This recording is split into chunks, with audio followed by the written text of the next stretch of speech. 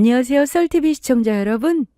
오늘 사연은 부모님 장례식 때 갑자기 출장을 간다며 얼굴도 비치지 않은 남편에 관한 이야기인데요. 회사 운명이 본인 손에 걸렸다며 그깟 장례식이 뭐가 중요하다고 하더니 회사 운명이 아니라 본인 운명을 구렁텅이로 밀어넣는 짓거리를 하고 있었더라고요. 그것이 파멸로 가는 지름길인지도 모르고 말입니다. 그래서 제가 제대로 등 떠밀어 주었는데요. 자세한 이야기 지금 바로 시작하겠습니다. 저와 남편이 처음 만난 건 소개팅에서였어요. 첫인상은 뭐랄까, 좋지도 않고 싫지도 않은 그저 그런 사람이었습니다. 말수는 적었고 저와 눈은 마주치고 있지만 어딘가 모르게 딴 생각을 하고 있는 듯한 느낌이 드는 그런 사람이었죠. 그렇다 보니 당연히 제 입장에선 제가 마음에 없다고 생각할 수밖에 없었고 약속 장소에서 식사만 간략히 하고 만남은 끝이 났습니다. 다시 연락이 오지 않을 거라 생각했어요. 그렇다고 해서 미련이 남는다거나 아쉬운 마음이 들지도 않았습니다. 그런데 며칠 뒤 남편에게서 연락이 오더라고요. 이번 주 주말에 혹시 약속 있으세요? 없으시면 같이 산책 어떠세요? 점심도 같이 하고요. 뭐지? 라는 생각이 들긴 했지만 마침 약속도 없었던 터라 한 번 더 만나보자는 마음으로 약속을 잡게 되었어요. 첫 만남보다는 대화도 많이 하고 분위기는 풀어졌지만 그렇다고 해서 호감을 느낀 건 아니었어요. 그렇게 두 번째 만남은 생각보다 괜찮다는 느낌으로 끝이 났고 세 번째, 네 번째의 만남으로 이어졌습니다. 남편은 만날 때마다 좀 더 나은 모습을 보여주었고 저도 자연스럽게 호감이 생기더라고요. 그렇게 저희는 10번째 만남 때 연애를 시작했고 1년 연애 후 결혼까지 하게 되었던 것이었죠. 남들이 말하는 서로가 없으면 죽을 것만 같은 그런 불타오르는 사랑은 아니었어요. 하지만 연애를 시작하고 난 후 1년 동안 한결같은 모습이 좋더라고요. 뜨겁진 않지만 따뜻했던 감정도 좋았고요. 결혼 생활은 생각한 그대로였어요. 감정 기복이 크지 않고 늘 한결같은 따뜻한 그런 모습이요. 딱히 불만은 없었어요. 앞서 말씀드렸다시피 너무 잘해주다가 변하는 것보단 한결같은 모습이 좋아서 결혼까지 했으니까요. 시댁에 대해서도 크게 불만이 없었습니다. 아니, 오히려 좋았어요. 시모가 워낙 잘해줬기 때문이었죠. 저는 중소기업에 다니고 있었는데 남편은 비교적 작은 회사에 다니고 있었거든요. 시모가 특히 그 점을 참 좋아했습니다. 우리 며느리는 능력도 좋아. 다른 집은 여자들이 남편 주머니만 보고 산다는데 우리 며느리는 아들보다 더 잘 나가지 않니? 얼마나 좋아. 그렇지도 않아요. 남편 회사도 탄탄한 회사인걸요? 탄탄하면 뭐해. 연봉에서 차이가 나잖니. 네가 더 잘 보니 우리 아들이 그 막중한 책임감에 스트레스 받을 일도 없다는 게 나는 제일 좋다. 옛날이야 집안에서 여자가 더 잘 나가면 아들 기죽는다고 시어머니들이 며느리 괜히 불러다 혼내면서 기죽이고 했는데 요즘엔 그런 게 어디 있어. 다들 맞벌이하고 사는데. 가장이 따로 있어? 돈 버는 두 사람이 다 가장이지? 이렇듯 시모는 제 연봉이 더 높은 것을 아주 만족해하고 있었습니다. 다분히 속물적인 발언이고 반응이었지만 저는 나쁘지 않았어요. 시모의 말처럼 우리 아들 기죽이지 말라며 날마다 불러서 괜히 스트레스 주고 사이가 벌어지는 것보다 낫잖아요. 속이 훤히 보이니 단순해서 기분 맞춰주기도 쉬웠고요. 하지만 이런 점이 문제가 되는 날이 오더군요. 시모는 저에게 아낌없는 칭찬을 하는 날엔 꼭 그 보상이라도 달라는 듯 무언가를 저에게 요구하곤 했습니다. 용돈을 달라고 하는 날도 있었고 물건이 필요한 날도 있었고요. 아들보다 우리 며느리 능력이 좋아서 그래. 이 정도는 해줄 수 있지? 나도 박봉인 아들한테 못 본 덕 능력 좋은 며느리한테 좀 보자. 저를 무시하면서 막무가내로 달라는 것도 아니고 저렇게 말하는데 제가 어떻게 싫다 없다는 소리를 할 수가 있겠어요? 저는 좋은 마음으로 시모의 요구를 들어주려고 노력했습니다. 그때까진 그렇게 부담이 되는 금액도 아니었고 자주 있는 일도 아니었으니까요. 그런데 어느 순간부터 금액이 점점 커지는 건 물론이고 매달 무언가를 요구하기 시작하더군요. 당연히 점점 부담이 되었고 이제 곤란하다는 말을 좀 해야겠다 마음먹던 어느 날이었어요. 시모에게서 또 연락이 왔고 이번엔 뭘 원하는 것인지 뜸을 좀 들이더라고요. 밥은 챙겨 먹었니? 날씨가 좋았다가 나빴다가 하는데 감기는 걸리지 않았지? 네, 다행히 아픈 것은 없어요. 밥도 방금 먹었고요. 어머님은 식사하셨어요? 편찮으신 곳은 없으시죠? 나야 끼니 안 빼놓고 잘 챙겨 먹고 아픈 것도 없지. 다만 우리 집 소파 가죽이 다 벗겨졌어. 얼마나 보기 흉한지. 버틸 수 있을 때까지 버텼는데 워낙 오래 썼더니 결국 이 사달이 났더구나.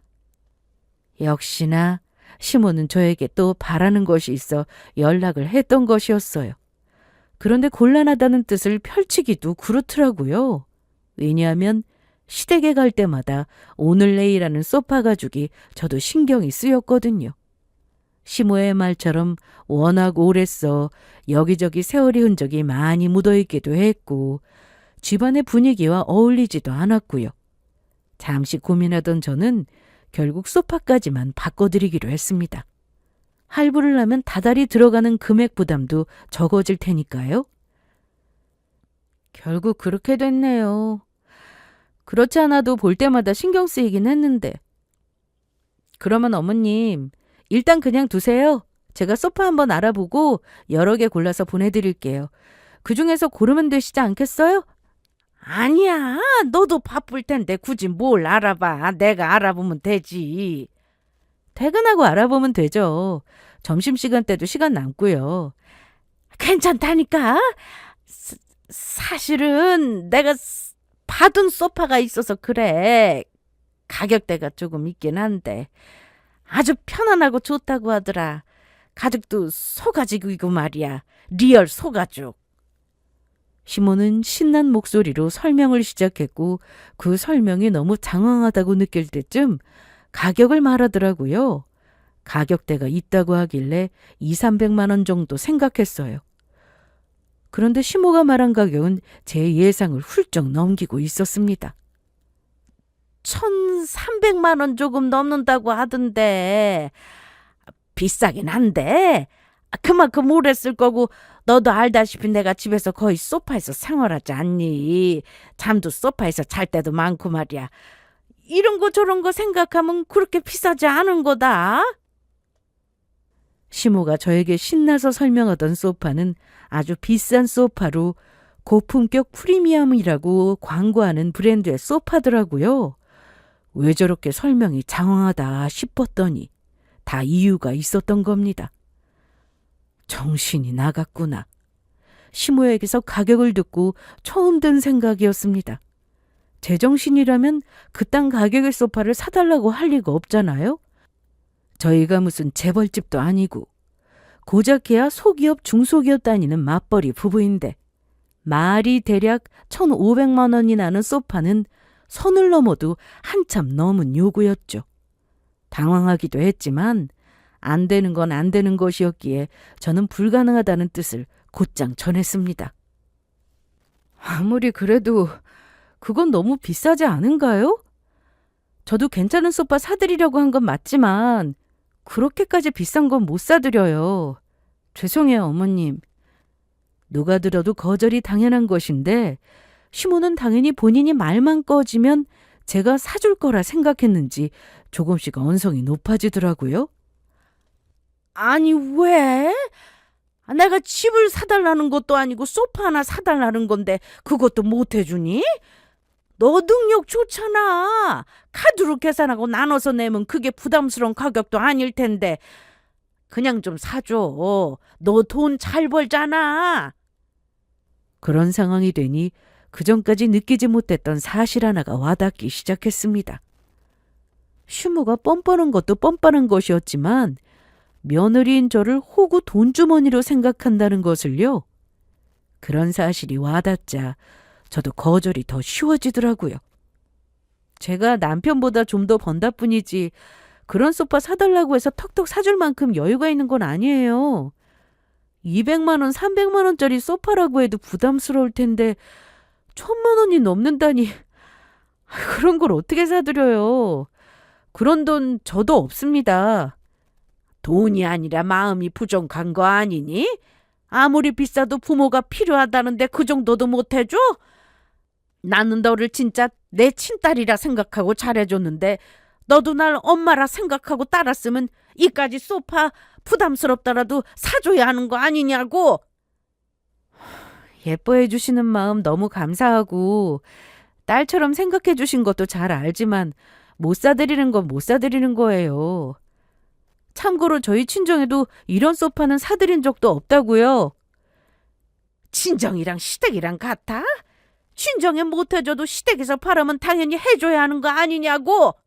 다른 며느리들은 무서워서 눈도 못 마주치는 시어머니 내가 너한테 잔소리하고 싶은 것도 꾹 참고 오냐오냐 예쁘다 키까지 세워줬는데 이런 것도 못 해준다고 하니 너무 섭섭하고 실망이구나.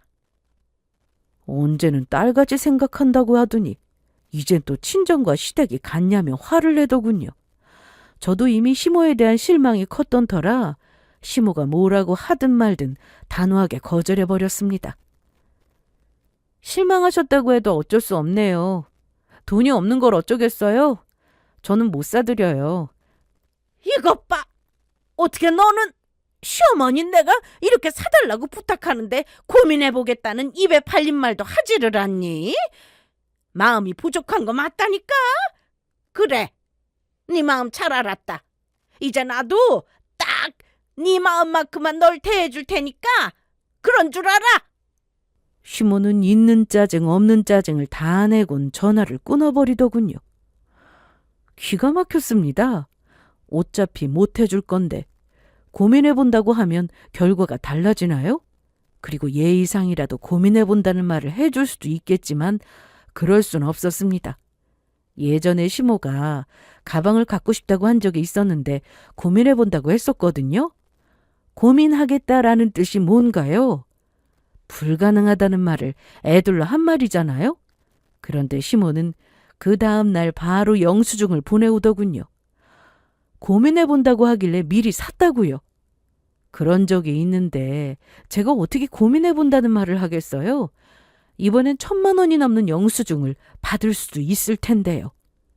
어쨌든 저는 다시 시모에게 전화를 걸지 않았고 그 계기로 시모와의 관계가 완전히 틀어지게 되었습니다.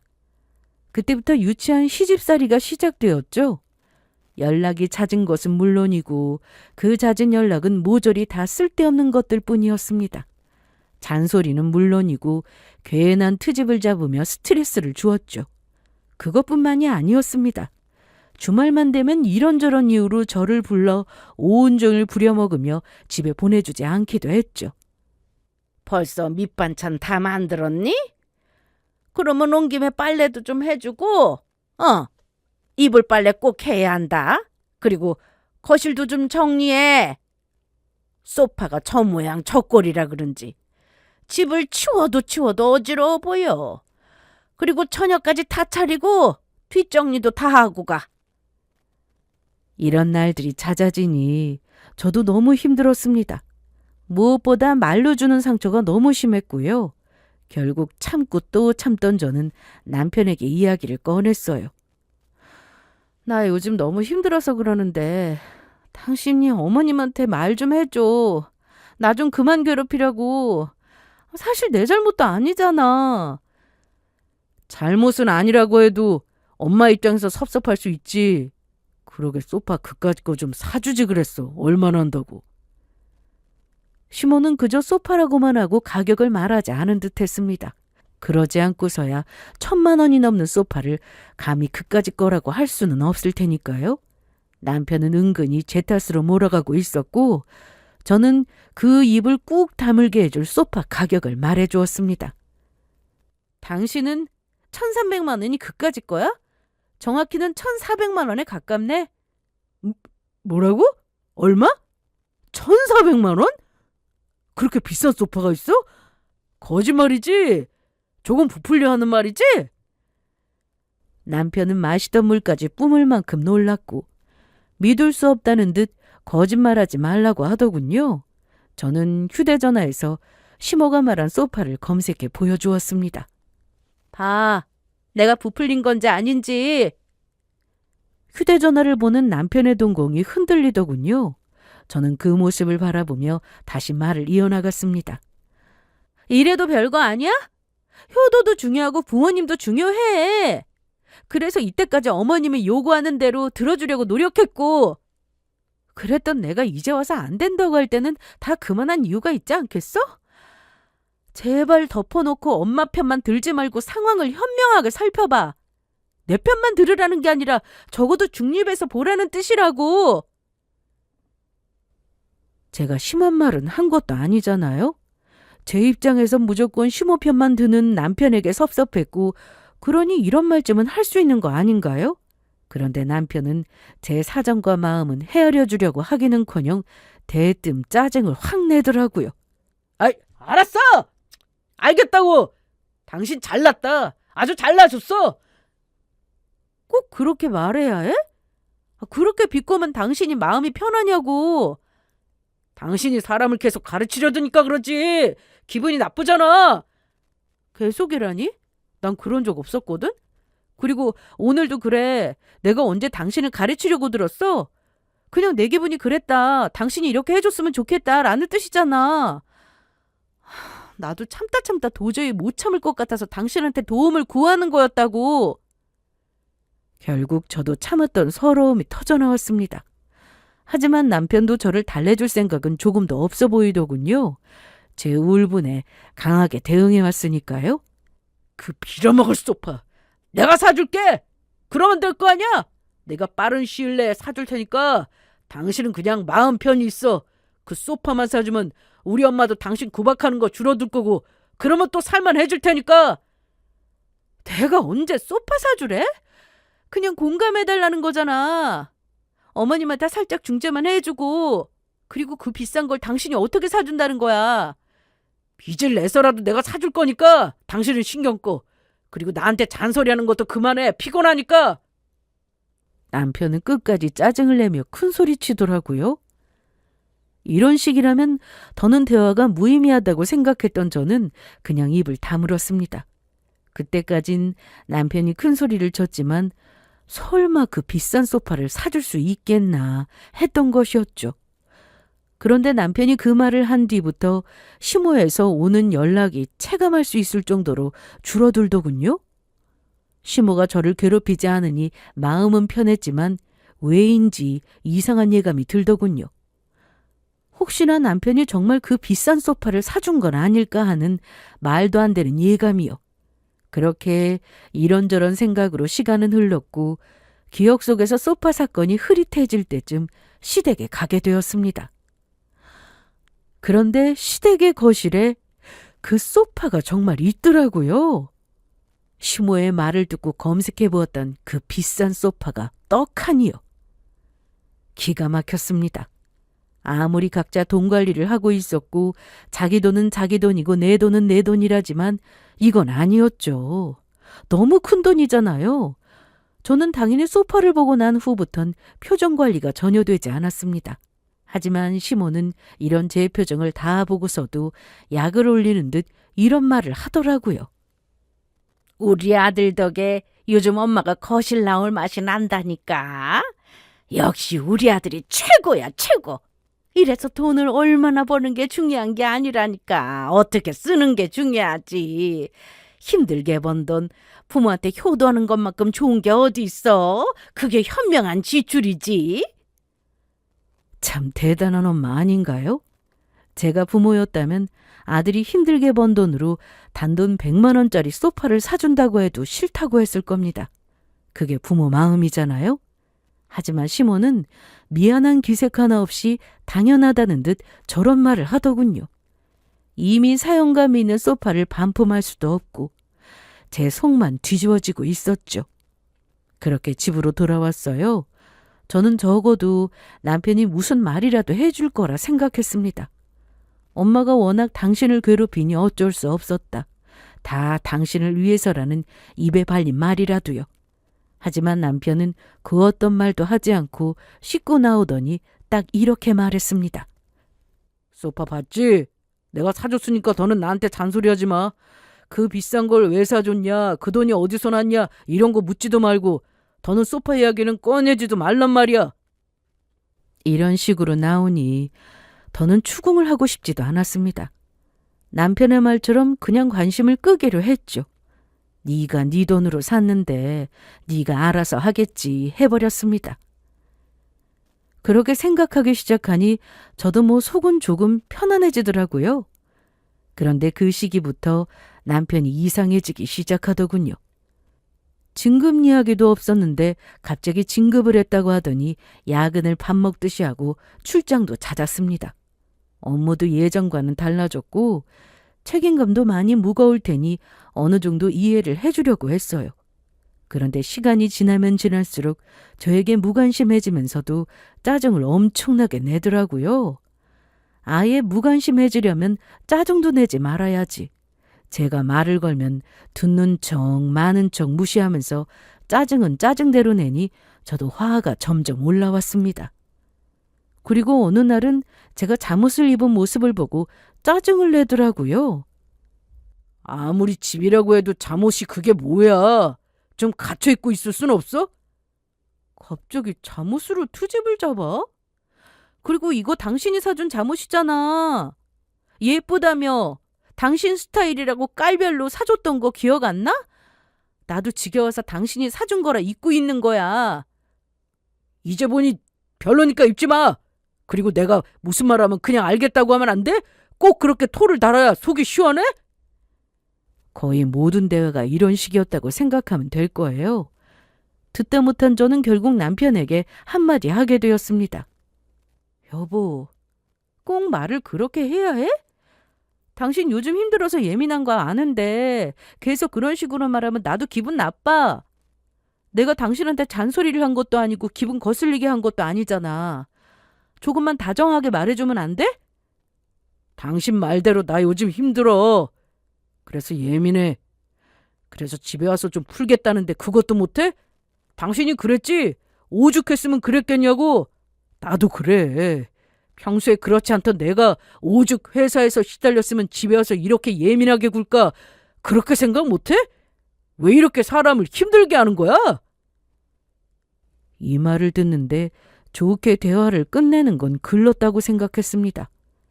아무리 좋게 말해도 돌아오는 말이 저 따위인데 제가 왜 참아줘야 하는지 이유를 찾을 수가 없었으니까요. 당신이 날 힘들게 하잖아. 나도 회사 생활하고 나도 회사에서 힘들어. 서로 힘든 거 뻔히 알면 좀 더 다정하게 어루만져 줄 수 있는 거잖아. 그게 부부고. 그런데 당신은 꼭 그런 식으로 날 대해야 해? 지금 당신 말대로면 내가 당신 화풀이 대상이라는 거잖아. 그런 대상이 되는 내 기분은 생각 못해? 결국 제 언성도 함께 높아졌고 남편은 인상을 팍 쓰며 이렇게 말하더군요. 당신이 이런 식이니까 내가 당신 얼굴만 봐도 짜증이 확 올라오는 거야. 당신 얼굴만 보면 싸우게 되겠구나 하는 미래가 예상되니까. 당신이 그런 생각하고 대화를 시작하니 싸우게 된다는 생각을 좀 해. 계속 내 탓만 하지 말고. 이것 봐. 또 네 탓 내 탓 따지고 들잖아. 하여튼 그냥 우린 대화를 하지 말자. 대화만 했다 하면 싸우는데 무슨 대화를 어떻게 해. 어쨌든 나 피곤하니까 여기까지 해. 당신 방에 가서 자. 난 소파에서 잘 테니까. 그날부터 저는 거리가 본격적으로 멀어졌습니다. 몸이 멀어진 만큼 마음까지도 멀어졌던 것이었죠. 저는 점점 지쳐갔고 집에 있는 것이 숨막힐 때가 한두 번이 아니었습니다. 이혼을 해야 하나, 어떻게 해야 하나 생각이 깊어지던 어느 날이었어요. 남편은 또 야근을 하느라 집에 들어오지 않았고 저는 초저녁부터 잠이 들었어요. 그런데 늦은 밤 엄마의 휴대전화로 전화가 오더라고요. 무슨 일인가 싶어 전화를 받았고 저는 믿을 수 없는 말을 듣게 되었습니다. 부모님이 돌아가셨다는 말을요. 부모님은 목요일 저녁이나 금요일 저녁이 되면 여행을 떠나시곤 했어요. 목요일에 떠나시게 되면 2박 3일을, 금요일에 저녁에 떠나시게 되면 1박 2일을. 밤운전이 위험하다는 것을 알긴 하지만 아빠도 워낙 운전을 잘하시고 엄마도 잘하시는 편이라 크게 걱정은 하지 않았습니다. 그날도 마찬가지였어요. 부모님은 2박 3일 일정으로 여행을 떠나셨고 졸음운전을 한 화물차와 사고가 나며 그 자리에서 손쓸 틈도 없이 돌아가셨다고 하더군요. 도저히 믿을 수 없는 현실에 급하게 병원으로 달려갔습니다. 아무리 불러봐도 부모님은 답이 없었고 그때서야 실감이 나더라고요. 그때부턴 정신없이 울었던 것 같아요. 오열을요. 한참을 울다 시신을 수습해야 했고 장례 절차도 밟아야 했습니다.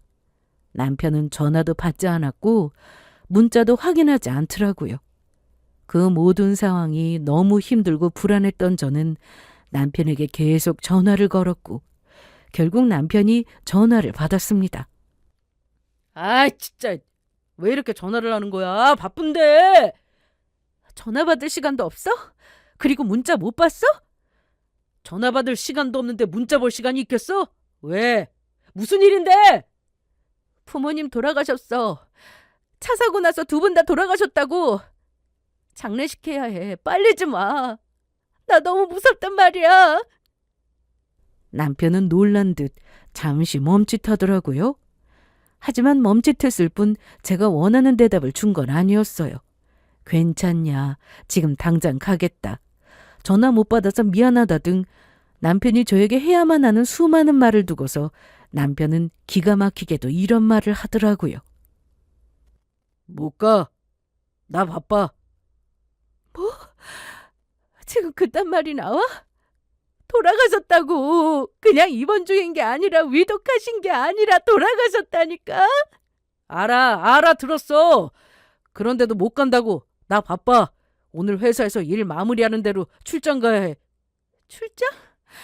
아무 말도 없어놓고 하필 이때 출장? 장례식은 어쩌고? 회사 운명이 내 손에 걸렸는데 그깟 장례식이 중요해?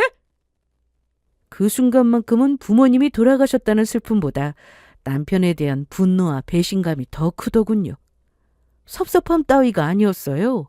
이건 분명 분노였습니다. 당신 회사에는 일할 사람이 당신밖에 없어? 어떻게 매일 이 일이래? 다른 사람도 아니고 가족이 죽었다는데 굳이 꼭 당신이 출장을 가야 해? 담당자가 나인 걸 어떻게 하란 말이야. 출장은 이미 정해진 일정이었고 장례식은 갑작스럽게 일어난 일이잖아. 어쨌든 난 못 가. 기다리지 마. 바쁘니까 계속 전화하지도 말고. 손이 바들바들 떨려왔습니다. 생각 같아서는 당장이라도 달려가 그 머리채를 끌고라도 오고 싶더라고요. 하지만 그런 짓거리로 시간 낭비를 하고 싶지 않았습니다. 장례식 준비로도 충분히 힘들었으니까요. 그렇게 저는 혼자 장례식을 준비했습니다. 무사히 장례식은 시작되었고 시모도 얼굴조차 비추지 않더군요. 그때쯤엔 화도 나지 않고 체념이 되었습니다. 이런 인간들이라고요. 장례식은 무사히 끝났고 남편은 출장에 돌아와서도 집으로는 오질 않았습니다. 남편이 돌아오지 않는 대신 시모에게 연락이 오더라고요. 너는 알지 모르겠지만 우리 아들이 요즘 회사에서 중요한 일을 맡고 있다고 하더라. 그런 중요한 일 앞두고 장례식 같은 나쁜 일 치른 집안에 들어가면 재수 없는 거 알지? 그 나쁜 기운 다 빠질 때까지 우리 아들은 내 집에서 지낼 테니까 그런 줄 알아. 적어도 2주는 못 들어간다고 생각하고 있어. 체념오라고 나니 다툴 일도 없더라고요.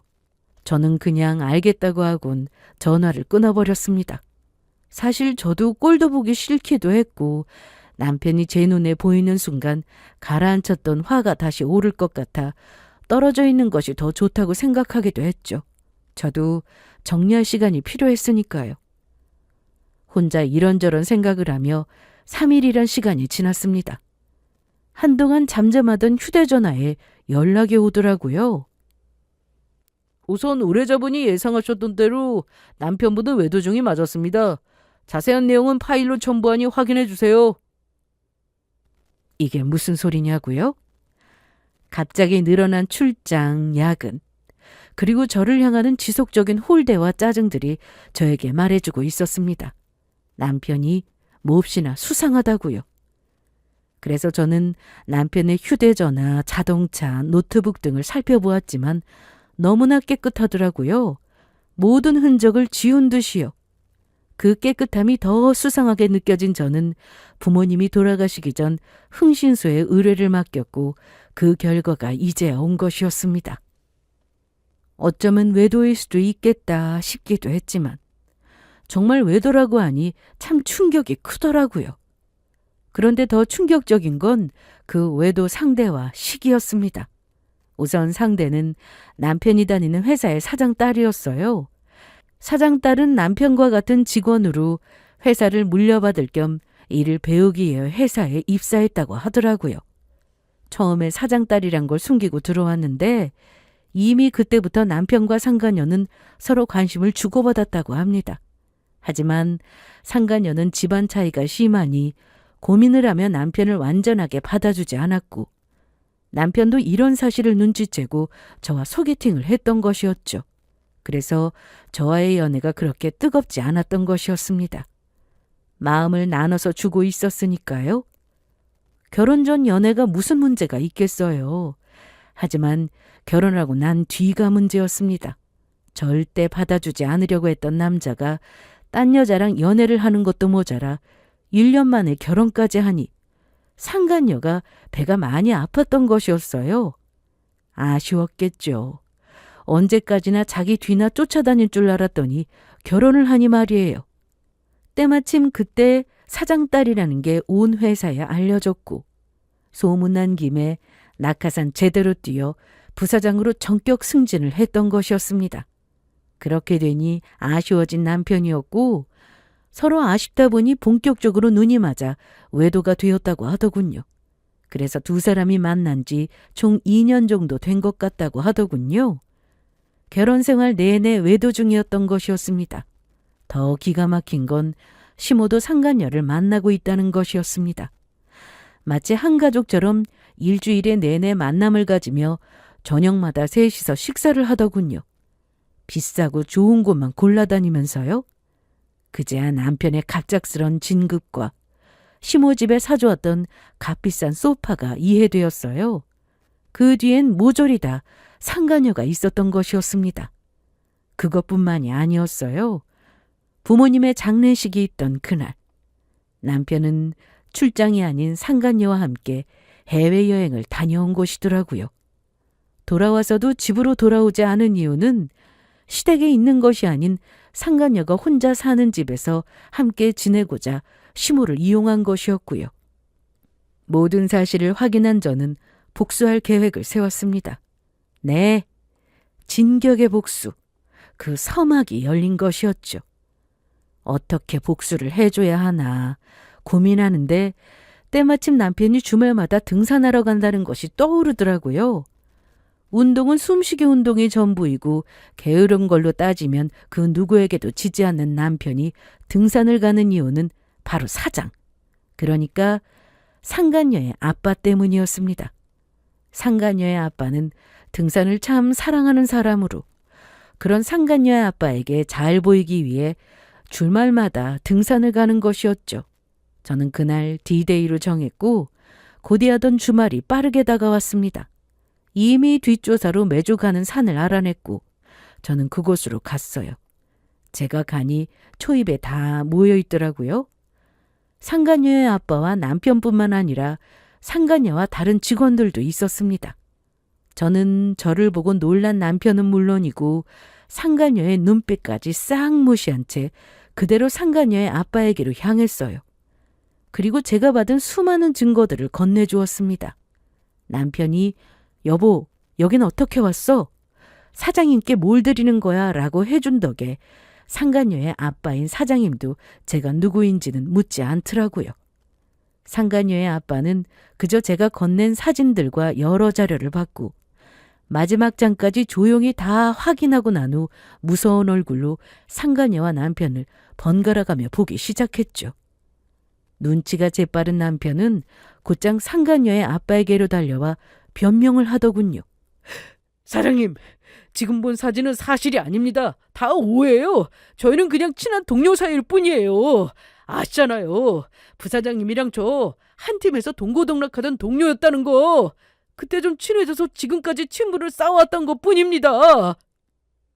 두 사람이 다정하게 상간녀의 집으로 들어가는 모습이 찍힌 사진도, 해외여행을 위해 나란히 출국하는 모습이 찍힌 사진도 다 있는데 참 구질구질한 변명을 늘어놓더군요. 남편은 이렇듯 발뺌하기에 바빴지만 상간녀는 좀 다르더라고요. 곧장 아빠에게 다가가더니 돌직구를 날렸습니다. 언제까지 속일 수 있을 것 같아. 이제 밝히자. 아빠, 나 이 사람 사랑해. 잠깐 스치듯 만난 거 아니고 꽤 오래됐어. 적어도 이 여자보단 더 오래됐단 말이야. 그래서 말인데 나 이 사람 이혼하는 대로 결혼하고 싶어. 상간녀의 발언에 함께 있던 직원들의 얼굴이 다 사색이 되더라고요. 남편은 당황스러운지 어떤 말도 하지 못하고 있었고요. 그리고 상간녀의 아빠는 그 자리에서 그대로 상간녀의 뺨을 날려버렸습니다. 그리곤 옆에서 보기에도 무시무시한 화를 내기 시작했죠. 결혼? 정신 차려! 그게 이 아빠한테 할 말이야? 일하라고 회사 불러놨더니 뭐 불륜? 네가 제정신이야? 뺨 맞고 저런 소리까지 들었다면 입이라도 다물고 있어야 할 텐데 상간녀는 남편이 죽고 못 살게 좋은지 겁도 없이 대를 들더군요. 좋은 걸 어떡해!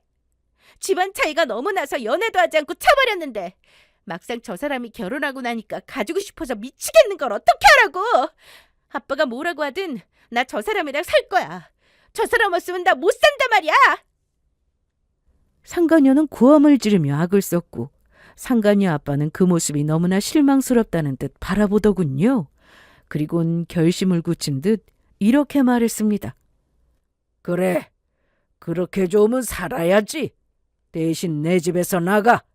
당연히 회사에서도 나가고. 난 다른 건 몰라도 불륜은 절대 못 두고 본다. 네 엄마 닮아서 그딴 짓이나 하고 다니는 자식은 필요도 없어. 그래요. 상간녀 엄마도 불륜으로 이혼을 당했던 것이었습니다. 뒷조사로 이런 내용까지는 없었는데요. 여러 소문들이 있더라고요. 사장은 혼자 딸을 키웠다. 즉 이혼남이라는 것을 보게 되었고 카더라 소문으론 이혼할 때 마누라한테 한 푼도 주지 않았다. 바람이 났다. 죽을 죄를 지었더라는 소문과 일밖에 모르는 남편이 질릴 대로 질려 도망을 갔다는 소문이 나 있었다고 합니다. 저는 그런 조사 내용을 살펴보며 높은 확률로 바람이 났다라고 생각하며 이런 계획을 세웠던 것이었습니다.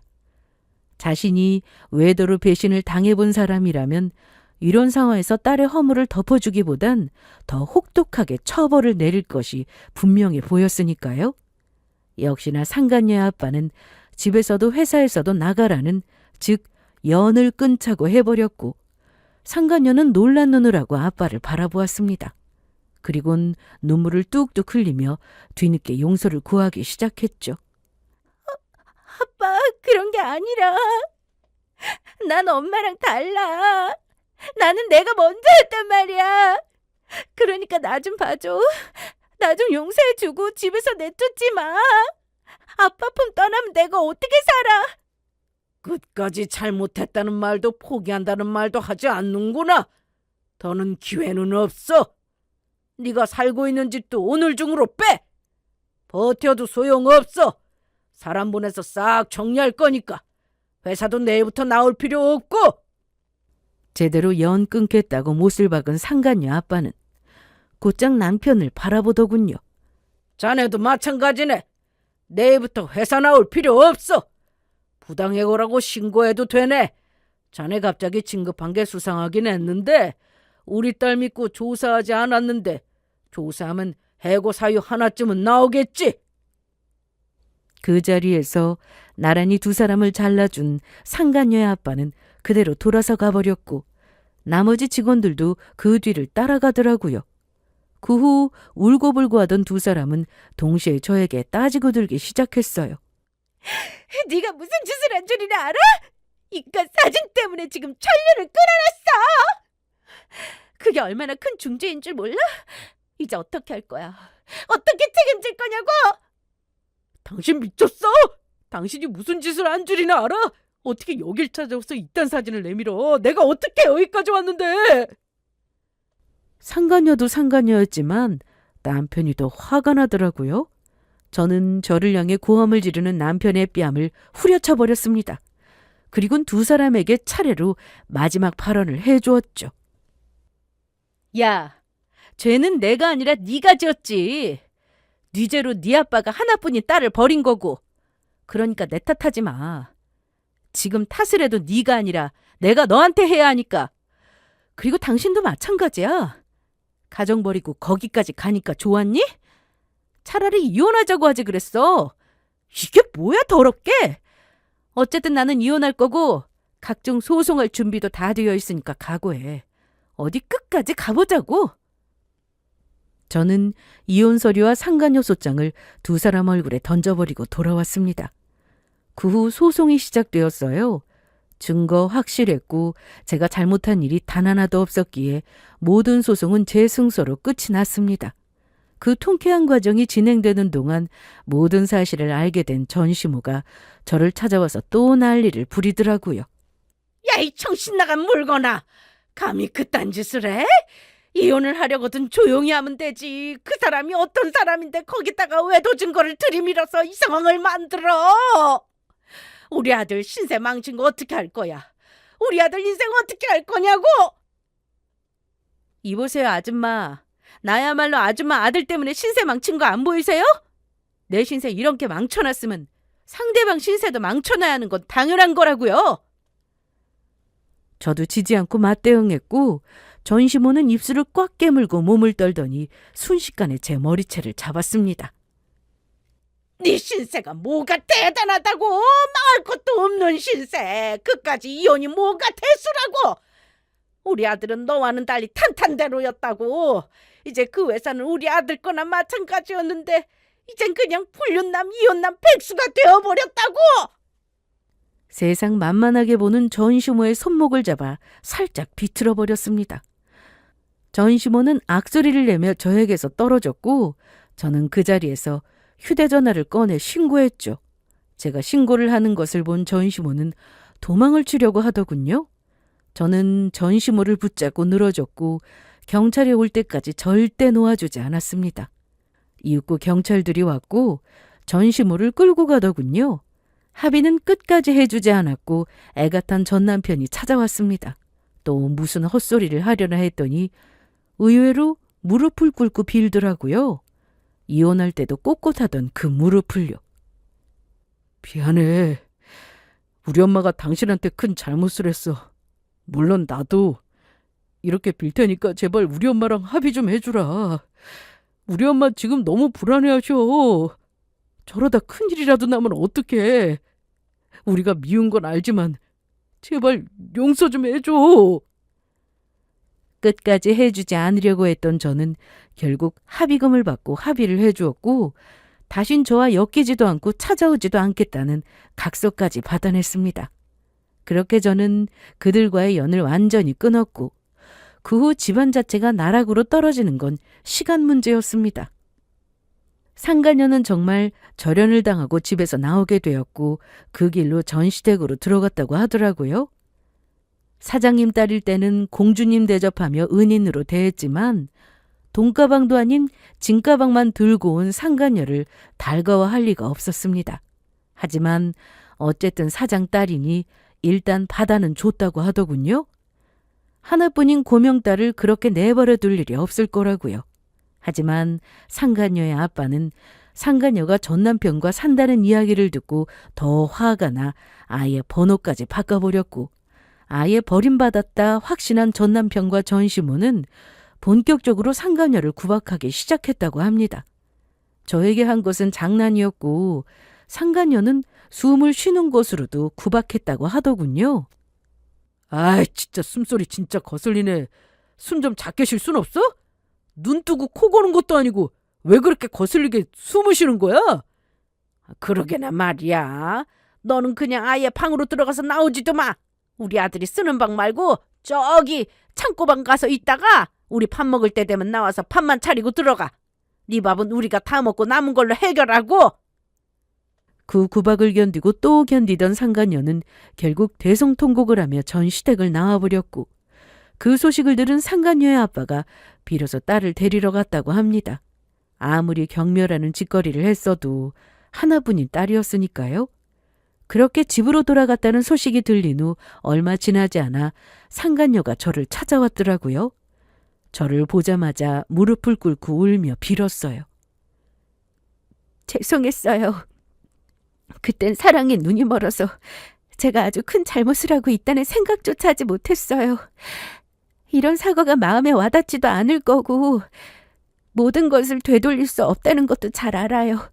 그런데도 사과하고 싶었어요.